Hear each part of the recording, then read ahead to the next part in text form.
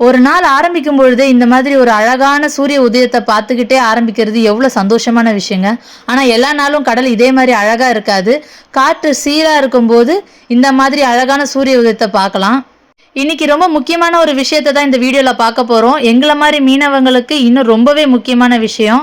ஆமைகளை மீனவர்களின் நண்பன் சொல்லுவாங்க. ஏன் மீனவர்களின் நண்பன் சொல்கிறாங்கன்னா, ஜெல்லி ஃபிஷ்னா உங்க எல்லாருக்கும் தெரியும். நாங்கள் அதை சொரின்னு சொல்லுவோம். அது கடலில் நிறையவே இருக்கும். வலையில் மாட்டிச்சுன்னா மொத்தமாக மாட்டி வலையை நாசம் பண்ணிடும். ஆனால் இந்த ஆமைகள் அந்த ஜெல்லி ஃபிஷ்ஷை நிறைய சாப்பிட்டு அதோட இனப்பெருக்கத்தை கட்டுப்படுத்தும்.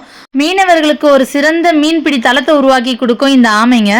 உங்கள் எல்லாருக்குமே தெரியும், ஆமைகள் கடற்கரையோர பகுதிகளில் தான் முட்டையிடுன்ட்டு. அந்த பொரிஞ்ச முட்டை ஓடுகளும் சரியாக பொரியாத முட்டைகளும் இறந்து போன ஆமை குஞ்சுகளும் அங்கே இருக்கிற மண்ணை வளமாக்கி அங்கே வளர்கிற தாவரங்களுக்கு உரமாகுது. அந்த மாதிரி செழுமையாக வளர்ந்த மரங்கள் மண் அரிப்பை தடுத்து ஒரு ஊரே தண்ணியில் மூழ்கிறத தடுக்குது.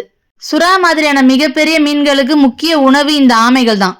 தாம் பிறந்த நாட்டையும் ஊரையும் மறக்கிற மனுஷங்க மத்தியில உலகம் முழுக்க சுத்தினாலும் அது எந்த ஊர் கடற்கரை ஓரத்துல பிறந்ததோ அதே கடற்கரை ஓரத்துல தான் அதோட முட்டைகளையும் இடும்.